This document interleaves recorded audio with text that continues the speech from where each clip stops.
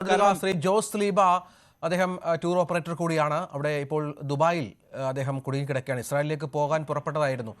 സ്ഥിതിഗതികൾ നമ്മൾ ഇന്നലെ സംസാരിച്ചതിനേക്കാളും കുറച്ചുകൂടി രൂക്ഷമാണല്ലോ ജോസ് ലീബ? വലിയ രൂക്ഷമാണ്.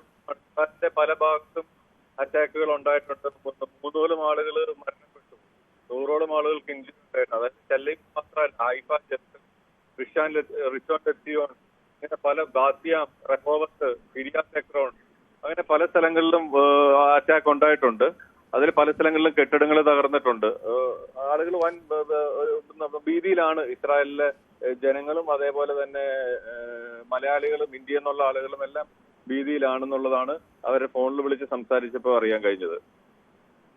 ഇത് ഏത് തരത്തിലാണ് അവിടുത്തെ മലയാളികളടക്കമുള്ളവരെ ബാധിച്ചിരിക്കുന്നത് എന്നുള്ളതാണ്. കാരണം നമുക്കറിയാം, പലസ്തീൻ സംഘർഷം അതിരൂക്ഷമായപ്പോൾ പോലും പലതരത്തിലും ഒരു തരത്തിലുമുള്ള പ്രശ്നങ്ങൾ ഉണ്ടായിരുന്നില്ല. കാര്യമായി അത് പ്രതിരോധിക്കാൻ ഇസ്രായേലിന് സാധിച്ചു. പക്ഷേ അതിനപ്പുറമുള്ള വിഷയങ്ങളിലേക്ക് മാറുകയാണോ?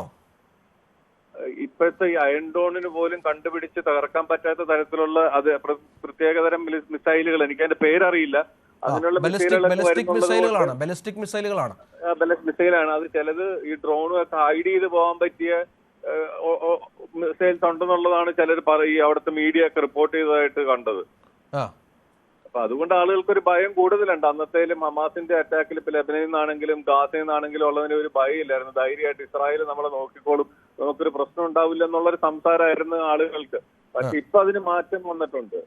കാരണം ഈ ബിൽഡിങ്ങുകൾ തകരി 4 പേരെ മരിക്കുകയൊക്കെ ചെയ്തില്ല. അറ്റാക്കിംഗ് മിസൈൽ പല കെട്ടിടത്തിനും വീണിട്ടുണ്ട്. ഈവൻ റിസർച്ച് സെന്ററിന്റെ അടുത്ത് വീഴുന്നു. അതൊക്കെ ഒരു ഭയപ്പാടാണ് ഉണ്ടാക്കുന്നത്.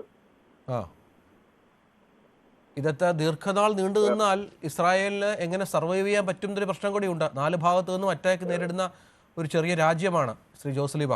അതെ, പക്ഷെ ആള് എങ്ങനെ അറ്റാക്ക് ഉണ്ടെങ്കിൽ കുറച്ചൊരു ധൈര്യം ഇസ്രായേൽ ആയതുകൊണ്ട് ഇപ്പൊ അത്രയും വലിയ പ്രശ്നം രൂക്ഷമായ ഇത്രയും മിസൈൽ വന്നിട്ടൊരു കുറച്ച് ചെറിയ തോതിലുള്ള നമ്പേഴ്സ് ആണ് ഈ ബിൽഡിങ്ങിലൊക്കെ പതിച്ചിട്ടുള്ളൂ.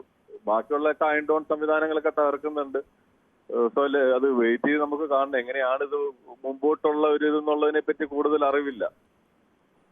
ശരി, ജോസ് ലീബയാണ് നമ്മളോട് പ്രതികരിച്ച്. അദ്ദേഹം ടൂർ ഓപ്പറേറ്ററാണ്. ഇസ്രായേലിലേക്ക് സ്ഥിരമായി മലയാളികളെ എത്തിക്കുന്ന ഒരാൾ കൂടിയാണ് അദ്ദേഹം. പക്ഷേ ഇപ്പോൾ അദ്ദേഹവും കുടുങ്ങിക്കിടക്കുകയാണ് ദുബായിൽ. കാരണം നമുക്കറിയാം, വ്യോമമേഖല, ഇസ്രായേലിൻ്റെ വ്യോമഗതാഗതം പൂർണ്ണമായും നിയന്ത്രിച്ചിരിക്കുന്ന പശ്ചാത്തലമുണ്ട്.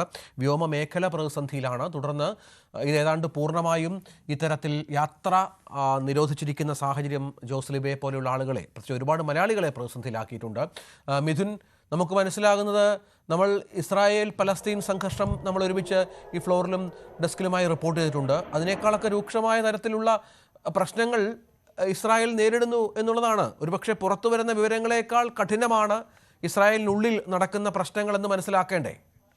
തീർച്ചയായും അങ്ങനെ തന്നെയാണ്. കാരണം ഇതിനു മുമ്പൊന്നും ഇത്രയും രീതിയിലുള്ളൊരു ആക്രമണം ഇസ്രായേൽ നേരിട്ട് കാണില്ല. കാരണം അത്രയും വലിയ സംവിധാനങ്ങൾ, വ്യോമപ്രതിരോധ സംവിധാനങ്ങൾ, ആയുധശേഷിയിലൊക്കെ തന്നെ മുൻപന്തിയിൽ നിൽക്കുന്ന രാജ്യങ്ങളിൽ ഒന്നുകൂടിയാണ് ഇസ്രായേൽ. അങ്ങനെ ഇറാനെ പോലെ അല്ലെങ്കിൽ മറ്റൊരു രാജ്യത്ത് പെട്ടെന്ന് കയറി അങ്ങനെ ആക്രമിക്കാൻ കഴിയുന്ന ഒരു രാജ്യമല്ല ഇസ്രായേൽ. പക്ഷേ നിലവിലെ സാഹചര്യം മറിച്ചാണ് എന്നുള്ളത് തന്നെയാണ്. ഇറാൻ്റെ ഭാഗത്തു നിന്ന് ഇത്രയും വലിയൊരു തിരിച്ചടി ഉണ്ടാകുന്ന ഇസ്രായേൽ പോലും പ്രതീക്ഷിച്ചില്ല. കാരണം ആദ്യ ആക്രമണം ഉണ്ടായതിനു ശേഷം ഇസ്രായേൽ തന്നെ പ്രതീക്ഷിച്ചതായി ഒരു പക്ഷേ മറ്റ് ആക്രമണം ഇറാന്റെ ഭാഗത്തും ഉണ്ടാകും. പക്ഷേ അത് ഈ അതിർത്തി മേഖലയിലായിരിക്കും ഉണ്ടാകുക. അതായത് പ്രത്യേകിച്ച് യമൻ, സിറിയ, ജോർദാൻ അടക്കമുള്ള രാജ്യങ്ങളുടെ അതിർത്തി പ്രദേശങ്ങൾ കേന്ദ്രീകരിച്ചായിരിക്കും ആക്രമണങ്ങൾ ഉണ്ടാകുക എന്നായിരുന്നു ഇസ്രായേൽ പ്രതീക്ഷിച്ചിരുന്നത്. അവിടെയൊക്കെ കൃത്യമായ രീതിയിൽ സജ്ജമായിരുന്നു സേനാ വിഭാഗങ്ങൾ എന്നുള്ളത് തന്നെയാണ്. പക്ഷേ അതൊക്കെ മറികടന്നുകൊണ്ട് തെല്ലവീവിൽ ഉൾപ്പെടെ ഒരുപക്ഷേ ഈ സിറിയയിലേക്കും അല്ലെങ്കിൽ യമൻ അടക്കമുള്ള രാജ്യങ്ങളിൽ നിന്നൊക്കെ ഇറാൻ അറ്റാക്ക് ചെയ്താൽ സെൻട്രൽ